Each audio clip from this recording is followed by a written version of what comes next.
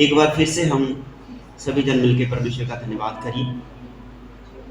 और मैं आप सभी के लिए दुआ करता हूँ कि आप जितने भी भाई बहन, बेटे और बेटियाँ परमेश्वर की उपस्थिति में उसकी पवित्र हजूरी में आए हैं, परमेश्वर आपको अपने फजल से भरे, अपनी हजूरी से भरे, अपने अनुग्रह से भर दे। मेरी ये दुआ है। और इस पूरे गांव में जितने भी परमेश्वर के वचन को सुनते हैं वो अपने घरों में नजात पा जाएं, अपने घरों में तसल्ली पाएं और अपने घरों में छुटकारा पाएं हर एक बीमारी से, हर एक क्लेश से और हर एक उस सूखेपन से जो आज जगत में दिखाई देता है। क्योंकि मेरे प्रिय, परमेश्वर का पवित्र वचन बताता है कि जहां पर सूखापन होता है वहां पर परमेश्वर अपनी ओस को लेकर के आता है और इस धरती को सींच डालता है और फिर नई नई बातें उत्पन्न होती हैं, नए बीज उत्पन्न होते हैं, नए पौधे निकलते हैं, नई पत्तियां निकलती हैं और वो पशुओं को, वन पशुओं को आहार देता है और वैसा ही मनुष्य को भी। मेरे परमेश्वर, मेरी दुआ है आज तेरे जो रूह की बारिश है वो होने पाए, पवित्र आत्मा की जो बारिश है, उसके अनुग्रह की जो आपकी ग्रेस है उसकी बारिश होने पाए, ताकि तेरे लोग जिस्मानी तौर पर भी और रूहानियत के तौर पर भी सूखे न रहें और बल्कि भीग जाएं तेरी हजूरी में, तेरे अनुग्रह से पिता। मेरी ये दुआ है प्रभु यीशु मसीह नासरी के नाम में, आमीन। Hallelujah, hallelujah. सभी भाई बहनों को जय मसीह की और आप सभी का स्वागत कर दे हाँ इस जगह पे। और परमेश्वर जो अपनी हजूरी विच तुहानू लेके आएगा, हालेलुया। क्योंकि अज का जो वचन हैगा परमेश्वर की खास गल्लां जो परमेश्वर के पवित्र वचन के विचों आपां सीखण वाले हाँ। जो पवित्र बाइबल है, उत्पत्ति की किताब और उसका 7 अध्याय, उत्पत्ति की किताब 7 अध्याय, इसके बीच में कुछ विशेष बातें लिखी हुई हैं। आज जो जगत में हम सूखापन देखते हैं तो ये कहीं ना कहीं मनुष्य की किसी गलती को दर्शाता है, कहीं ना कहीं जगत की किसी भूल को दर्शाता है। लेकिन आपके और मेरे जीवन में ये सूखापन ना रहने की आशीष परमेश्वर आपको देते हैं, बरकत देते हैं। तो इस समय के अनुसार, आज के इस समय के अनुसार जो परमेश्वर आपसे बात करते हैं, मेरे से बात करते हैं, मेरे परिवार घराने के साथ बात करते हैं, ये परमेश्वर का एक अनुग्रह है कि वो सूखेपन को दूर कर देता है। और इसमें बहुत सारी बातें हैं इस वचन में, लेकिन आज हम विशेष बात जो सुबह भी आपको मैसेज भेजा गया कि रूहानियत की बारिश को हम देखेंगे, रूह की बारिश को आपां देखांगे। तो ये जो गल्लां होंदियां ने ये सच ते क्लीयर और विश्वासयोग होंदियां ने। परमेश्वर अपने लोगों के बीच उतरता है, वो देखता है कि कैसे हालात हैं, कैसा समय है। परमेश्वर उस समय के अनुसार अपने अनुग्रह को उड़ेलता है और फिर अपनी इस धरती सूखी भूमि पर ओस लेकर के आता है और बारिश लेकर के आता है और फिर सूखेपन को दूर कर देता है। बोलिए हालेलुया, जोर से बोलिए सभी जन, हालेलुया, हालेलुया। परमेश्वर अपने वचन के अनुसार बुक ऑफ जेनेसिस चैप्टर 7, और मेरे प्रियो इस समय के अनुसार जो परमेश्वर का वचन आपसे बात करता है, मेरे से करता है, मेरे परिवार घराने, इस गांव के एक एक व्यक्ति के लिए जो वचन है, खासकर उनके लिए जो परमेश्वर में विश्वास रखते हैं। आमीन। क्योंकि परमेश्वर तो जो बारिश है वो हर एक मनुष्य के लिए आसमान से गिराता है, हर एक पशु के लिए, चाहे कोई मांसाहारी जीव है उसके लिए भी, चाहे कोई शाकाहारी है उसके लिए भी बारिश को लेकर के आता है, ठंड को, गर्मी को, इस मौसम के बदलाव को लेकर के आता है हर एक मनुष्य के लिए। चाहे वो कोई पाठ पूजा करने वाला है, चाहे कोई परमेश्वर की निंदा करने वाला है, सभी के ऊपर परमेश्वर अपने सूर्य को करता है। सभी के लिए परमेश्वर इस दिन को देता है। क्यों देता है? ताकि मनुष्य अपने पापों से, अपने गुनाहों से पश्चाताप करे और फिर दोबारा से परमेश्वर की हजूरी में बन पाए नए सिरे से। तो इसीलिए आज हम कुछ ऐसी बातों को परमेश्वर के वचन से सीखेंगे। पवित्र वचन हमें कहता क्या है, आखिरकार बारिश जीवन में कब जरूरत पड़ती है और इसकी क्या क्या विशेषताएं हैं। हालेलुया। रूखी बारिश और ऐसे जगत की बारिश को, दोनों चीजों को हम मिला करके देखेंगे पवित्र वचन के अनुसार। सो उत्पत्ति की किताब 7 अध्याय उसकी 12 आयत को हम पढ़ेंगे। और 40 दिन और 40 रात तक पृथ्वी पर जोर की बारिश हुई। हालेलुया। पढ़ेंगे भाई। और बरखा 40 दिन और 40 रात निरंतर पृथ्वी पर होती रही। आमीन। और बरखा 40 दिन और 40 रात लगातार निरंतर इस पृथ्वी पर होती रही है। तो ये कारण है यहाँ पर इस समय बारिश होने का कारण है, क्योंकि वहाँ पर सूखेपन को हरियाली में लाने की कुछ बातें उत्पन्न हुई और कुछ ऐसी बातें जो बहुत ही सहन योग्यता से बाहर थी, उनको मिटाने के लिए वो बारिश हुई है वहाँ पे। तो सबसे पहली बात तो यहाँ पर जो लिखा हुआ है, और 40 दिन और 40 रात पृथ्वी पर बारिश हुई। और इस बारिश को होने का जो कारण था, और वो कारण ये था कि वहाँ पर सूखा था। लोग कह रहे थे कि भाई यहाँ पर सूखा, हमने आंखों से अपनी एक भी बूंद आसमान से गिरती हुई धरती पर नहीं देखी अपने जीवन काल में। तो वहाँ पर एक दास है परमेश्वर का जिसका नाम है नूह, और इस नूह से परमेश्वर बात करता है कि मैं इस धरती को अभी नाश करने वाला हूँ। यहाँ पर लोगों के पाप के कारण बहुत ज़्यादा धरती शराबी गई है और लोगों का व्यर्थ का चीखना चिल्लाना मेरे कानों तक पहुँचा है। और इन सारी बातों को हम अलग छोड़ के ये देखेंगे कि उस जगह पर जो नूह ने जब ये कहा कि मैं एक जहाज बनाने वाला हूँ जहाँ पर 40 दिन और 40 रात बारिश होने वाली है, धरती के चश्मे फूट निकलेंगे, आसमान के जो बादल हैं वो इतने गहरे बारिश को बरसाएंगे मानो जीवित रहना मुश्किल हो जाएगा। इस पूरी धरती का सत्यानाश परमेश्वर करने वाला है, क्योंकि ये उसकी योग्यता में, उसकी नज़र में ये योग्य नहीं है कि अब संभाली जाए। तो ये कारण है। तो इसीलिए हम उन सारी बातों को कि क्यों बारिश हुई, क्यों लोगों को इतनी जल प्रलय का सामना करना पड़ा, उन चीज़ों को छोड़ के हम इस बात पर ध्यान देंगे। जब नूह नबी ने उन लोगों से कहा कि बारिश होगी, उन्होंने कहा कि जहाँ तो हम अपने जीवन से जब से हमने जन्म लिया है, जब से हमारी मान लो सुर्त संभली है ना, तब से लेकर आज तक हमने बारिश की एक बूंद भी आसमान से गिरते हुए नहीं देखे, बादल भी आसमान में नहीं देखे। ऐसा समय वहां पर आ गया।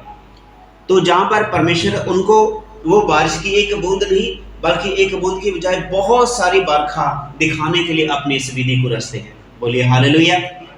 बारिश वहां पे क्यों हुई? क्योंकि लोग कह रहे थे हमने तो बारिश की एक बूंद भी नहीं देखी, अपने पूरे जीवन काल में हमने आसमान में एक बादल नहीं देखा। बारिश तो कहाँ की बात है। तो और 40 दिन और 40 रात बारिश होने की बात कर रहा है, और वो भी वहां पे जहां पर बिल्कुल सूखा है, रेगिस्तान है, सूखापन है, ओस कभी देखी नहीं। धरती पर एक पौधा भी उन्होंने कहीं वहां पर पानी से भीगा हुआ नहीं देखा। ऐसे हालात। तो परमेश्वर वहां पे उन सभी की इस सोच को सही साबित करने के लिए नहीं बल्कि उनको गलत साबित करने के लिए कि आसमान से बरखा हो ही नहीं सकती। यहाँ पर तो बरखा हमने देखी नहीं, एक बूंद तक नहीं देखी, बादल का एक छोटा सा टुकड़ा भी हमने नहीं देखा अपने पूरे जीवन काल में।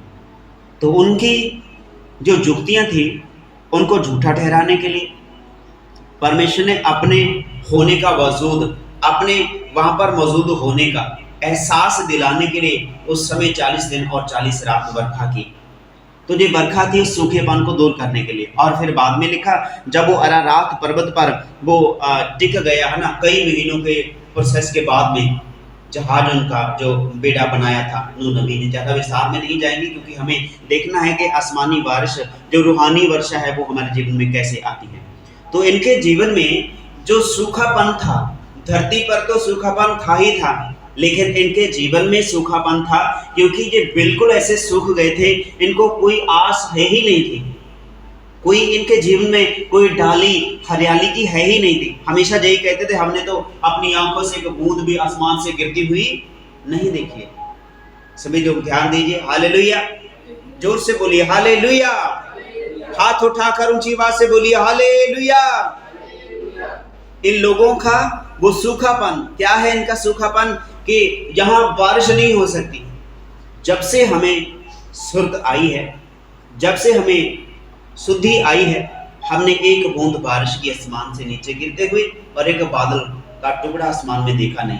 तो तू 40 दिन और 40 रात बारिश होने की बातें करता है और धरती को पानी में डूबने की बातें करता है।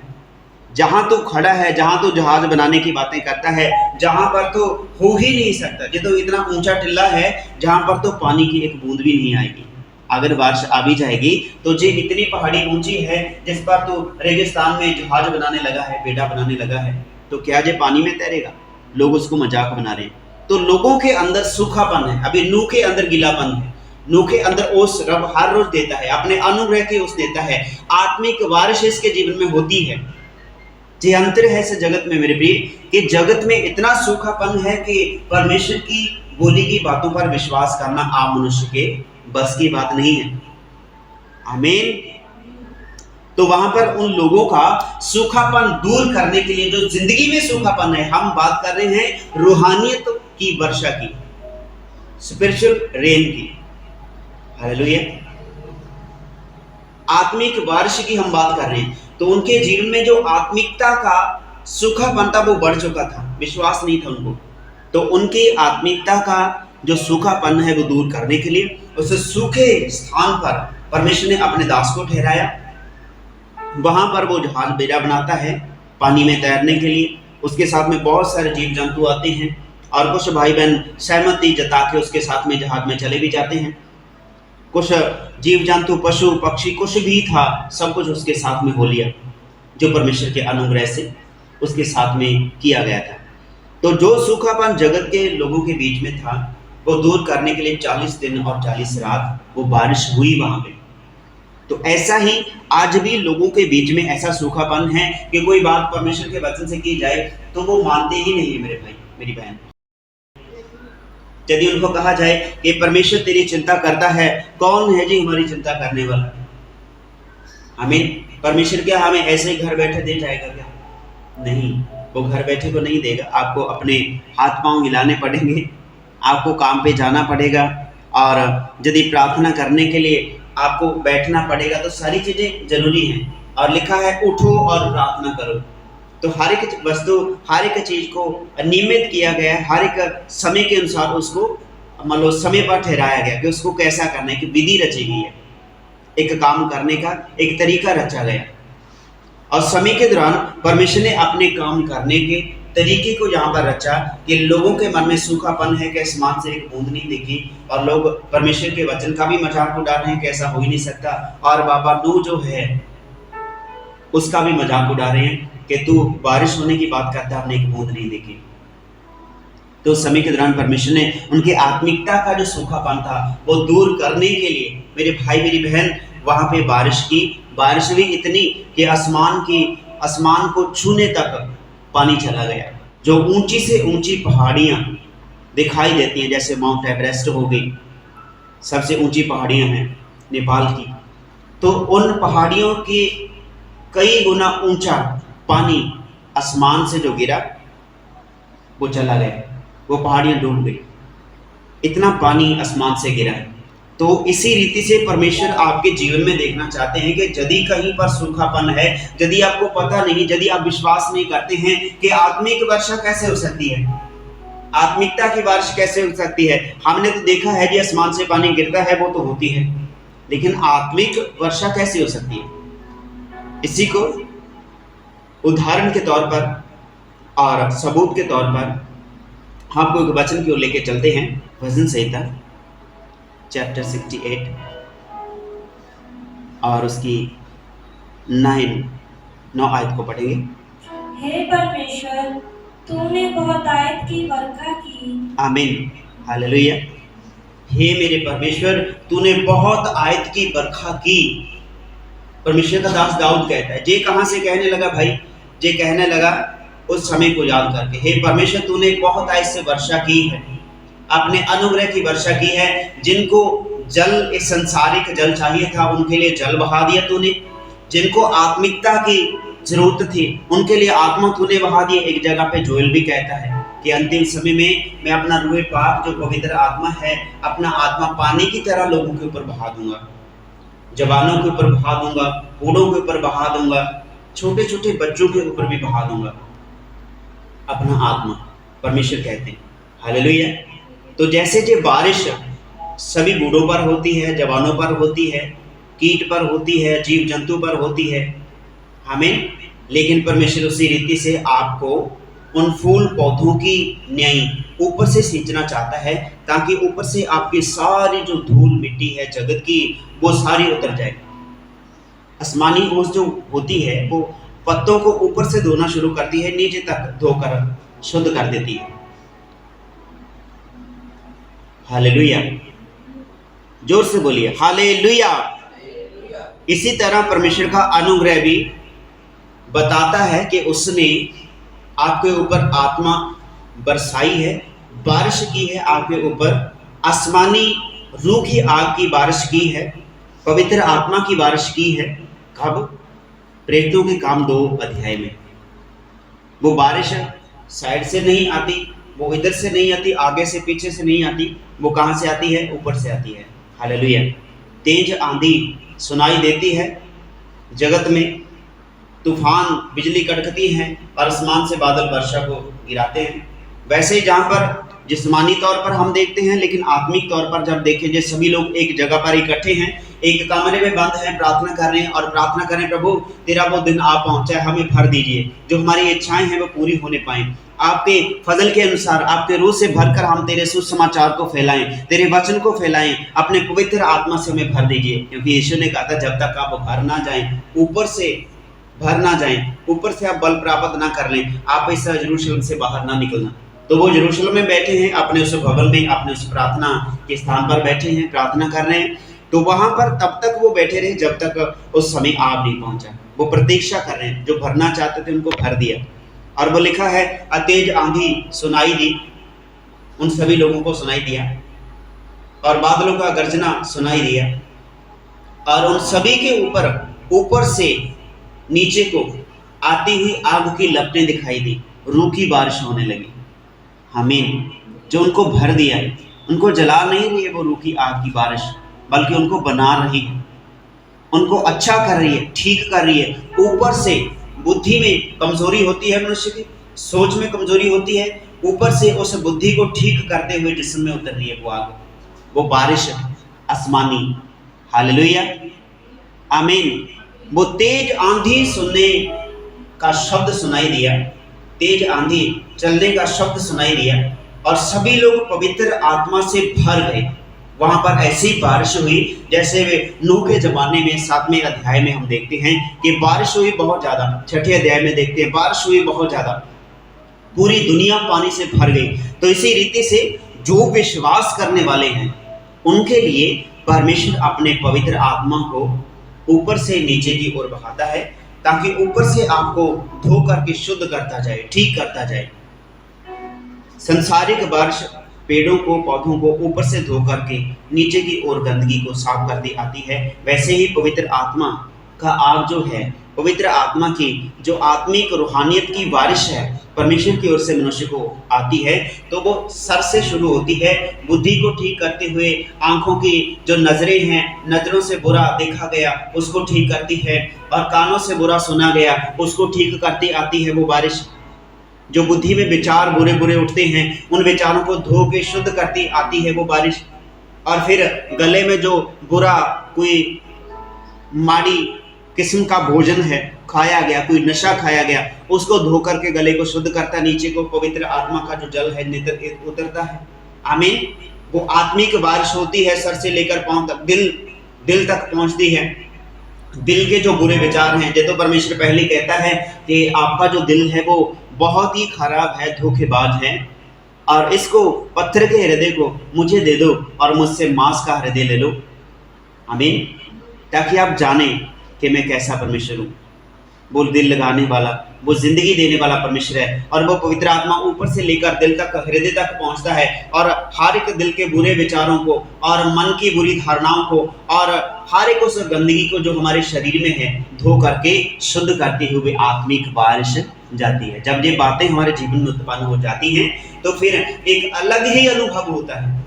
कल हम जब काम से प्रभु की हजूरी में से वापस आ रहे थे तो अपने भाई से बात करी कि जी देखो, ये पौधा कितना अच्छा है, हरी भरी टालियां, एकदम अलग से सुंदर सा लगा। क्यों? क्योंकि अभी जो है संसारिक बारिश जो है हो रही है, वो हर एक पेड़ पौधा नई पत्तियां उग रही हैं उसकी, हर एक पेड़ पौधा नए फूल उसके उग रहे हैं, ताजे ताजे लग रहे हैं, पत्तियां ताजी ताजी, टहनियां उसमें से निकल रही हैं, क्योंकि वो नम्र हो रहे हैं। इसीलिए जब आप अपने जीवन में नम्रताई को दिखाते हैं तो पवित्र आत्मा आपके ऊपर आता है, आपको वैसा ही नई नई टहनियां, नई नई जिंदगी की बातें आपके जीवन में से उत्पन्न होने लग जाती है। ये है रूहानियत की बारिश जो आपके जीवन में होती है और आपके जीवन को बिल्कुल ठीक करके रख देती है मेरे भाई। और अभी हम इसको जानने के लिए बुक ऑफ मैथ्यू चैप्टर 5 और वर्स 45 पढ़ेंगे दोबारा फिर से। जिससे तुम अपने स्वर्गीय पिता की संतान ठहरोगे, क्योंकि वह भले और बुरे दोनों पर अपना सूर्योदय करता है। आमीन, हालेलुया, जोर से बोलिए हालेलुया। इससे तुम जानोगे कि तुम परमेश्वर की संतान हो। ये एक अलग विषय है, लेकिन इसके वचन के अनुसार आप चंगी तरह अच्छी रीति से समझ पाएंगे कि जैसे जगत में परमेश्वर दर्शाते हैं कि भाई जो मेरी बाड़ी है, मेरी बनाई हुई धरती है, मैं इसको संभालूंगा। जैसे आप अपने घर को संभालते हैं ना, जैसे हमारे खेत वाले, काम काज करने वाले अपने खेतों को संवारते हैं, वैसे ही परमेश्वर अपनी पूरी धरती को संवारता है और अच्छे से देखभाल करता है। जहाँ पर सूखापन होता है वहाँ पर पानी लेकर के आता है। आप भी तो ऐसे ही करते हैं। यदि घर में कहीं पर ज़्यादा सूखापन है तो पानी छिड़कते हैं, अपने घर को साफ सुथरा करते हैं। वैसा ही परमेश्वर भी आपके जीवन में करते हैं। और मेरे प्रिय, आसमान से वर्षा धरती पर ओस गिरा करके धरती को सींचता है ताकि भोजन हो उन वन पशुओं के लिए जो आवारा फिरते हैं। कई दिनों से हम देख रहे थे इस अनाज मंडी में बिल्कुल सूखापन और कोई पत्तियां नहीं हरी भरी। और पिछले दिनों जो आप सभी लोग दुआ भी कर रहे हैं और जो मौसम भी है ना बारिश का, तो इसीलिए उस समय के लिए प्रार्थना किया कि परमेश्वर जो वन पशु हैं उनको आप आहार देते हो, कहीं से भी पैदा कर दे, पत्थरों में से। अभी यहाँ पर तो मिट्टी भी इतनी नहीं है कि वहाँ से कोई ऐसे पेड़ पौधे निकल पाए। तो परमेश्वर उन ईंटों के बीच में से अपनी आसमान की वर्षा ऊपर से गिरा करके उन ईंटों के बीच में से पत्तियां निकालते हैं और वर्षा से वो जो बीज हैं वहाँ पे वो उग पड़ते हैं। और अभी जैसे सारी अनाज मंडी में क्या है, पूरी जो है वो ओस पड़ने के कारण, बारिश होने के कारण पत्तियां निकल आई हैं, पशुओं के खाने के लिए आहार सागपत निकल आया है। तो इसी तरह से वो सागपत पशुओं के लिए आप जान गए कि परमेश्वर भाई पशुओं को इनको किसने बीजा भाई? क्या मैं अपने पल्ले से कोई बीज वहाँ पे डाल के आया कि जो हमारा पशु है वो खा लेंगे? नहीं, ये परमेश्वर का है। इसको बीजने बोने से नहीं, ये खुद ब खुद अपने आप धरती उत्पन्न कर देती है कि जहाँ पर ये चीज़ की जरूरत है। हालेलुया। ये है आत्मिकता। जब हम देखते हैं शारीरिक की ओर से देखें, बारिश पड़ी जो बीज हैं जो तो पहले थे अब दोबारा फिर से उगाए, नहीं ऐसा नहीं है। आत्मिकता से जब आप देखेंगे, आत्मिक जीवन से भरकर आप देखेंगे तो जो परमेश्वर की एक ऐसी विधि है जो मनुष्य की समझ में तो आती ही नहीं है। आमीन। उसने आसमान से बारिश दी, ओस भर आई और धरती पर गिरी। जो बीज सूखे हुए थे, जो सूखी जड़ें थी, उनको दोबारा फिर से हरा भरा कर दिया। हालेलुया। ताकि हरियाली चमके। वो ओस होती इसलिए कि हरियाली चमके। अभी पवित्र आत्मा की जो बारिश है वो आपके जीवन में आती इसलिए है ताकि आप जान जाएं, जिससे तुम जान लो कि स्वर्गीय पिता की संतान ठहरो। जिससे तुम स्वर्गीय पिता की संतान ठहरो। एक बार फिर से बेटा हम इस आयत को पढ़ेंगे। जिससे तुम अपने स्वर्गीय पिता की संतान ठहरोगे। हाँ, जब आपके जीवन में आसमानी रूह की बारिश होती है, आसमानी जो पवित्र आत्मा की बारिश होती है, उसका अनुग्रह आपके जीवन में आता है और वो आपके जीवन में आता है, धोकर शुद्ध कर जाता है और आप अपने पुराने जीवन काल को छोड़ करके नई बातों को उत्पन्न होने के एक जिंदगी में एक ऐसी इच्छा धारण कर लेते हो कि हमें पुरानी बातों में नहीं जीना, हमें नई बातों में जीना है, परमेश्वर की बातों में जीना, हमें प्रार्थना करनी है, हमें संगति में जाना है, हमें वचन सुनना है। भाई चर्च में कब स्पीकर लगेगा, चर्च में कब संगति होगी, मन में प्यास जगती है ना। तो ये है आत्मिकता की भूमि जो सूखी पड़ी है, जल को ढूंढती है और वो जल ही जल वो आपके जीवन में देता है। नूह के जमाने में थोड़ा सा दोबारा फिर से चले और वहां पर जो सूखा था रेगिस्तान, और जब वो बारिश समाप्त हुई, बहुत सारे साल बीत गए और फिर वहां पर देखे क्या कि बहुत सारे पेड़ पौधे, बहुत सारी घास फूस, हरियाली ही हरियाली चमक रही है वहां पर, जहां पर नूह को कभी कहा गया कि तू तो सूखे पहाड़ पर, रेगिस्तान इस टिल्ले पर जहाज बनाने लगा है बाबा, ये कोई बारिश होने का समय है, जहां तक बारिश नहीं आएगी। सूखापन वहां जब देखते हैं अरारात पर्वत पर इतनी घास को, इतना ज्यादा मान लो हरियाली वहां पर आई, पूरी पृथ्वी पर हरियाली ने पूरे सूखेपन की धरती को ढक लिया। वन पशु और उछलते कूदते खाते पीते फिर रहे।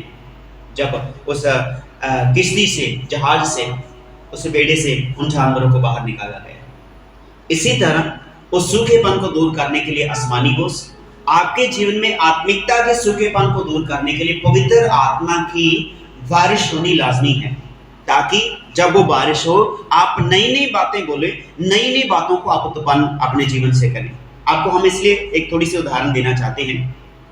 मैं चाहता हूं परमेश्वर इन चीजों को बहुत जल्द पूरा कर रहे हैं और भी ज्यादा पूरा करेंगे। तो काफी लंबे समय की बात है, कोई व्यक्ति जहां पर आता है और बात करता है कि इस गांव में कोई भी हिंदी नहीं जानता। हमें इस गांव में पढ़े लिखे लोग नहीं है, ये तो अनपढ़ लोगों का गांव है। इस गांव के बीच कोई मुख्य अधिकारी आए बाहर से और उन्होंने कहा ये गांव अनपढ़ लोगों का है, जहां पर कोई भाषा बोल नहीं पाता, पंजाबी आती है वो भी अनपढ़ लोग हैं, उड़ाड़ा इनको लिखना नहीं आता। तो ये परमेश्वर का अनुग्रह तब से लेकर 26-27 साल हो गए मेरे को ये प्रार्थना करते हुए कि परमेश्वर आप उनको उत्तर दीजिए। और हमारे इस वंश में एक रीत है कि जब तक वो बात पूरी नहीं हो जाती तब तक हम किसी को बताते नहीं। हालेलुया। और आज हम इसलिए बताते हैं क्योंकि वो पूरी हो चुकी है। किसी ने कहा इनको पंजाबी का उड़ाड़ा भी नहीं आता, तो हम हिंदी में प्रचार करते हैं। हालेलुया। कहने लगे इनको हिंदी समझ में नहीं आती, तो हम हिंदी में ही सुनते हैं। आमीन। हम हिंदी में ही पढ़ते हैं, बाइबल भी हिंदी है, हिंदी ही हमारा बोलना है और हिंदी बोलने वाले लोगों से ही हमारा रिलेशन है। परमेश्वर ने उत्तर दिया, ओस बरा दी, आसमान से ओस नीचे गिरा दी हमारे जीवन में, इस घर में, जिस घर को कहा गया, जिस गांव को कहा गया, जो अनपढ़ता के लोग हैं, जहां पर जैसा इनको सिखा दो वैसे ही करते रहेंगे। ऐसा नहीं है, परमेश्वर का अनुग्रह है ताकि आप जान लें। आपको इसलिए बता रहे हैं कि आप जान लें, कि वो लोग जान लें भाई ये परमेश्वर के लोग हैं, परमेश्वर के पुत्र और पुत्रियां हैं। आमीन। हम परमेश्वर के लोग हैं। वो अपने लोगों के लिए आसमानी ओस गिरा देता है ताकि वो बातें पूरी हो जाएं। जो बातें आपके जीवन में अधूरी हैं, जो सूखापन है, उस सूखेपन को हरियाली में बदलने की ताकत परमेश्वर रखता है मेरे भाई, मेरी बहन। हालेलुया। इस कारण ताकि आप जान लें, जिससे तुम अपने स्वर्गीय पिता की संतान ठहरोगे, क्योंकि वह भले और बुरे दोनों पर अपना सूर्य उदय करता है। जे कोई ना जाने कि हम धर्मी हैं जी, हम तो प्रार्थना करने वाले लोग हैं, हमारे लिए ही बारिश होने वाली है, हमारे लिए ही सूर्य उदय हुआ है, धर्मी जनों के लिए है। लेकिन ऐसा नहीं है। वो धर्मी और अधर्मी दोनों पर सूर्य उदय करता है। धर्मी पर इसलिए कि धर्मी जब सूर्य की रोशनी में उठेगा तो धन्यवाद करेगा परमेश्वर का और कहीं ना कहीं जाएगा और परमेश्वर का वचन सुनाएगा। अधर्मी पर सूर्य इसलिए उग पड़ा, चढ़ाया परमेश्वर ने, उनके जीवन में रोशनी इसकर लेकर के आया, इसलिए लेकर के आया कि वो उजाले में जाएं और वचन को सुने, कहीं ना कहीं जाके परमेश्वर के वचन को सुने। अंधेरे में चलने से जगत डरता है, लेकिन जगत अंधेरे ही में चलता है, रोशनी से डरता है। हमें थोड़ी सी एक और उदाहरण हम आपको देना चाहते हैं। पिछले दिनों किसी परिवार में बातचीत चल रही थी और उन बच्चों को कहा गया कि भाई परमेश्वर के वचन को आप थोड़ा बांटना है आपको। और उसने कई महीनों से ये बात बोली कि हाँ हम इस चीज़ को करेंगे, इस चीज़ को करेंगे, आएंगे। और आते आते कल का दिन आ गया, आज का समय भी आ गया और उनसे पूछा गया कि आप आते नहीं। वो कह रहे हैं कि आप जो है वीडियो जो है वो यूट्यूब पे डाल देंगे। हमें जे हम जो बातें हैं ये डालने के लिए हैं, सिखाने के लिए ही है। परमेश्वर का वचन है, उसको सीखने सिखाने के लिए ही है। परमेश्वर का वचन है, लोगों को सुनाने और जिंदगी देने के लिए है। और देखिए ये उजियाला है। परमेश्वर का वचन क्या है? उजियाला है। ये आत्मिक ऊँस है। आत्मिक ऊँस के बीच में अपने आप को भीगते हुए देखना तो सभी चाहते हैं, लेकिन आपको भीगा हुआ कोई और देखे, ये सहन नहीं हो पाता। क्यों? क्योंकि उसने साफ कह दिया कि नहीं, हम नहीं आ पाएंगे। आमीन। क्यों? क्योंकि परमेश्वर का वचन जो है वो आपके जीवन में उजाला लेकर के आएगा। अंधेरा जो है वो रोशनी से डरता है। आमीन। पूरा दिन और रात फोन पर, इस डिवाइस पर अश्लील जो वीडियोस हैं वो देखने से डर नहीं लगता। आप हाथ में फोन लेके चलते हैं, चले जाते हैं, लोग आपकी तरफ देखते हैं, कोई एतराज नहीं है किसी को, आप फोन में कुछ भी देखे जाओ। लेकिन जब आप वचन को देखेंगे तो आप आले दुआले देखेंगे, कोई देखते नहीं रहा मेरे फोन में मैं क्या देख रहा हूँ, ये गड़बड़ है। हालेलुया। तो हमने कह दिया भाई हम तो यूट्यूब पे ही डालेंगे, आपको नहीं आना तो ना आइए। हालेलुया। ये वचन है परमेश्वर का, सीखने और सिखाने के लिए। आत्मिक ओस अपने जीवन में लेना तो सभी चाहते हैं, लेकिन आपके जीवन में आत्मिक ओस का प्रभाव, एक नई जिंदगी आपके जीवन में आए, लोग उसको देखें और आपको कहें तूने नई जिंदगी पाली। नई जिंदगी तो पाली, तू यीशु को कबूल करने लगा, तू यीशु का प्रचार कर रहा था वहां पे। इस चीज से डरते हैं। आमीन। तो इसीलिए तो परमेश्वर का वचन कहता है आत्मिक बल तुम ऊपर से प्राप्त ना कर लो तो वहां से बाहर ना निकलना। अभी आप और हम बाहर निकलते हैं, आप और हम परमेश्वर के वचन की बात करते हैं, आपको पता है, हमें पता है, सुनने वाले जानते हैं कि यदि इसमें कोई गाली हम निकालते हैं तो आके मेरा गला पकड़ लें। आमीन। यदि हम आपको कोई दुर्वचन इसके बीच में से सुनाते हैं, सिखाते हैं, तो आकर मेरे को तुरंत मार देना। लेकिन क्यों? क्योंकि परमेश्वर की आत्मिकता को पहचानने की जरूरत है मेरे भाई मेरी बहन।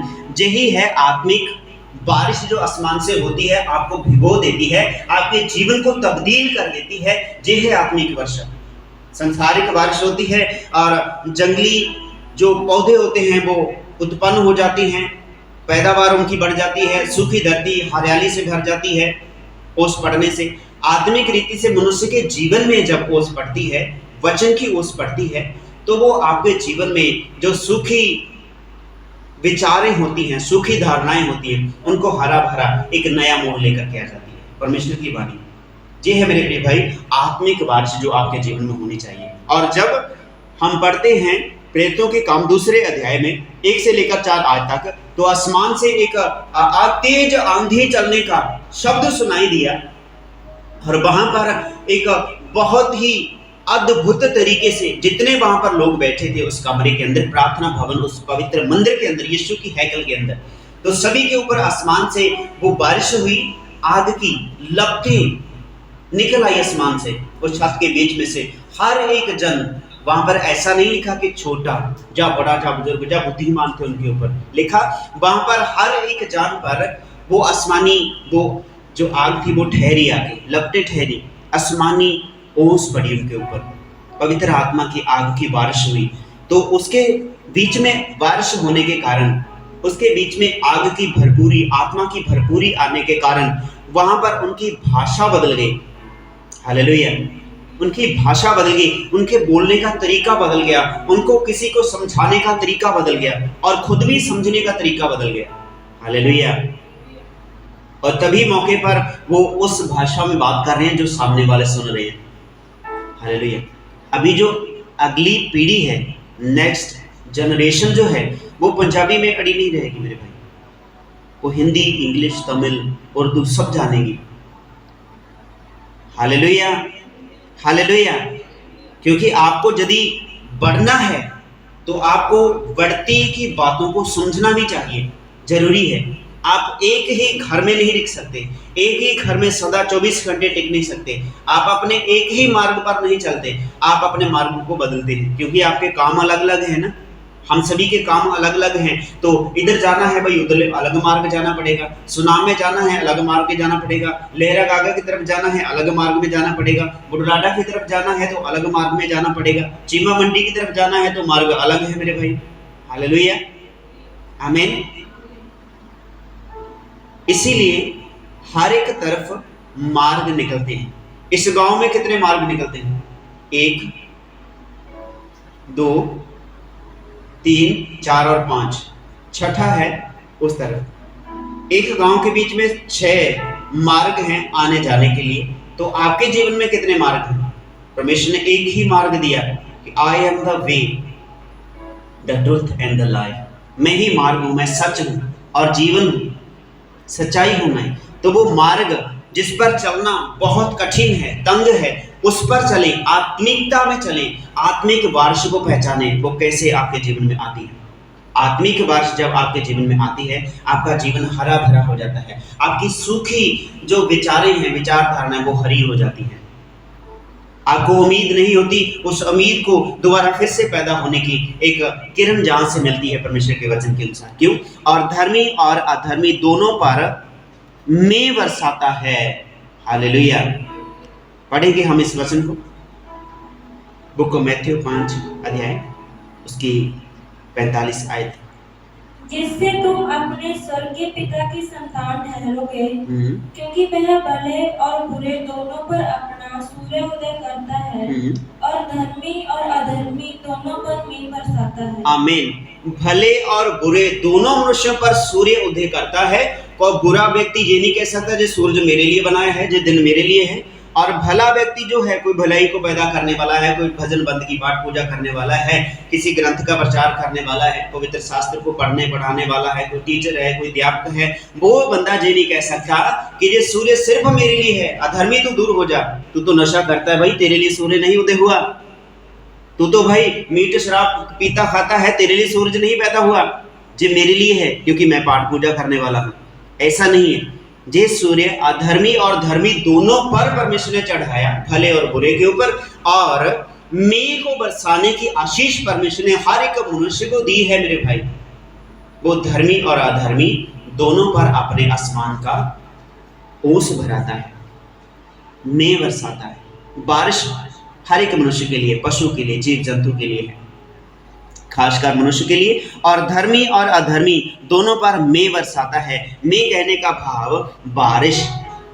अधर्मी लोगों पर बारिश है गुनाहों की, पाप की, व्यभिचार की, बुराइयों की। हमें धर्मी के लिए बारिश है पवित्रताई की, सुचिमताई की, भक्ति भजन बंदगी करने की।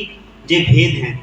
अगली क्लास में हम इन वचनों को लेंगे कि धर्मी और अधर्मी पर परमेश्वर में किन चीजों का बरसाता है।